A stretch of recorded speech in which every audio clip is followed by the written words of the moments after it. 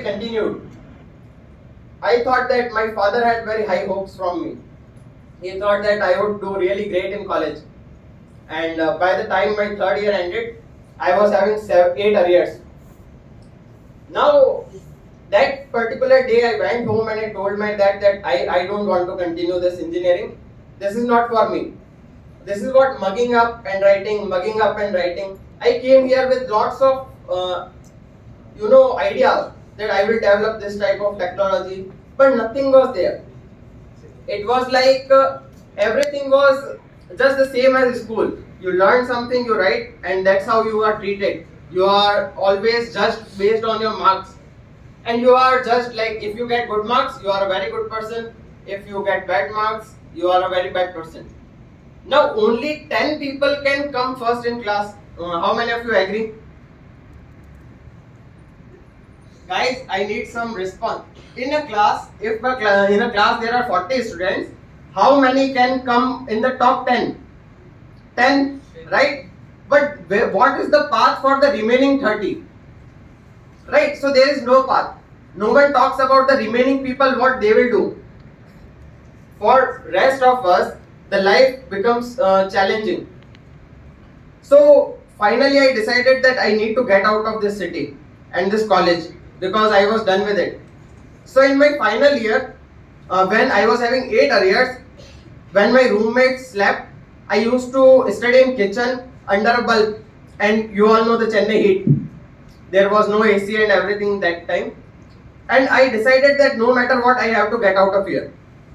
So I studied, and then I started teaching my roommates also. So at the end of 4 years, I was out of the college with 6.5 CGPA and without a job. Because in my final semester I had one arrear that got cleared only when I cleared the final exam. So I couldn't sit for placements also. So it was like a hopeless case. My father and everyone was like, you can't do anything in life. My teachers thought he is good for nothing. So then I thought that I need to do something. I also need to prove myself. I also want to make my nation proud. I also want to make my parents proud. Now how to do it? So somehow after lots of struggle I found a job with Accenture, and I was placed in Mumbai. Now in the initial 2 years of any job you will do, you will have to give your heart out. Because if you will think that these are my parameters, I won't work beyond that, then you won't be able to learn. During initial phase, learn as much as you can. So with every opportunity, learn from your mentors, from your seniors, from your boss. Anyone who you find is a bit intelligent, go out there. Today there is a very beautiful tool called LinkedIn. How many of you have LinkedIn profiles? With hand show up. So guys, you can leverage this LinkedIn for connecting with all the right people right ahead of your time. So search founders, search CEOs, search the right companies and the HRs, be in touch, connect with them. So now they already know you. Before you have already started your placements, they already know you. So this is the power of technology that you can use in your favor.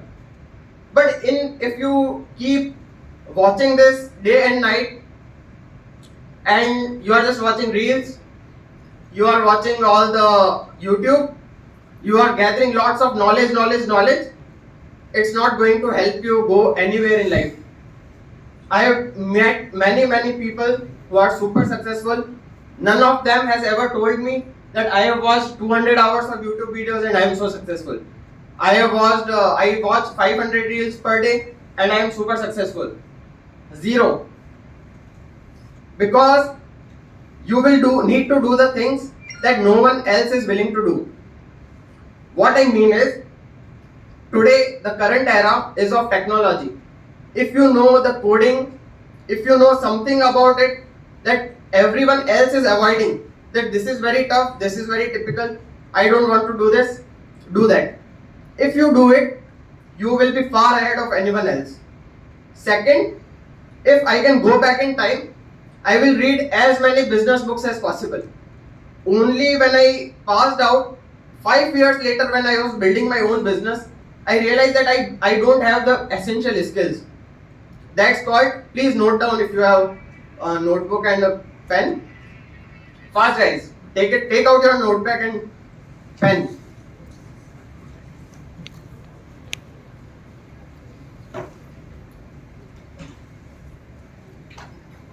What books I am telling you, if you will read these, even for the remaining 2 years, you will be far more successful than anyone else in your family, in your society, in your surroundings.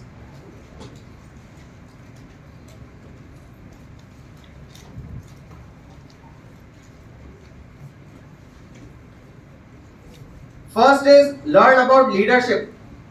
Search, you have Google, search top 5 books on leadership, top 3 books on leadership. What you all can do is buy one book each. That's the cheapest source of knowledge. Not cheapest, but that's the least valuable, very valuable at a very low cost knowledge available out there.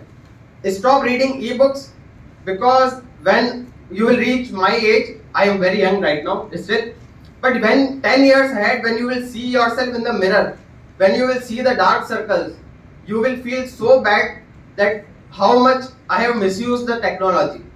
See, use it in your favor, but if you won't be really happy. When I realized myself that for 5 years of using endless technology, my body became slow, I became very lazy. Everything, I wasn't as active as I used to be. So this technology, this use of phone and laptops will slow your body down. You will become so lazy that it would be very hard to start working out, to get back into shape. Why you see all the people beyond 30, 80% of them are having belly fat, right? That's the source of every disease you will get. So start working out. Form a group among yourself, a fitness club, and every single morning make that WhatsApp group, motivate each other that let's come to the gym, to the area, and let's work out. The more combined activity you will do, the more energetic you will feel. So this is the power of collaboration. So we were talking about books. First is leadership. Learn about marketing. No matter which field you are, even if you are in a corporate job, if you know sales and marketing, any senior will promote you immediately. Learn about AI, because that's what the need of the hour. If you learn the essential skills, anyone will hire you immediately. Then extend your profile. Start volunteering. Now why do I say start volunteering? See, when you serve others, when you go to an orphanage and you feed people, when you go to unprivileged kids, then you will feel grateful that these kids have nothing and we have so much. We have so much abundance and opportunity, but they are having nothing. So you will become grateful. In your heart, you will start becoming a very pure person. So start contributing. Find any NGO around you. You can plant trees, do anything, but start contributing. That would be a huge shift. Participate in as many extracurricular activities as possible. Now, how extracurricular activities will help you? Let's say I am here right now in front of you, and I will say that I passed out in 2014 and I am an engineer. I worked with Accenture for 10 years. That's all I have done. Correct? Now I come here in front of you. I say 2014 I passed out. Right now I have automated my one business. I have started my second business. I am a mountaineer. I am a black belt in karate. Now there is a difference. So when you will go out there and you will present your resume in front of anyone who is taking your interview, that person will have that impact that this guy or girl is different, because she is volunteering also, she is doing this also. Anything that you love, any music instrument, painting, anything, but whatever you love, keep doing it and start showing it. make your profile so strong that you stand out. Because if there are 100 profiles, everyone is an engineer, how will I pick up a unique one? Correct? You got my point? So make your resume like that. Do extra things that will help you a lot. Now, in my final year, I read 80 plus books. Now that was an achievement for myself. It was a huge moral booster. Now many a times what will happen is, you will start feeling that when you will start getting success, you will start feeling, I am the most powerful person on earth. I am doing this. I am motivating people. I am helping so many people.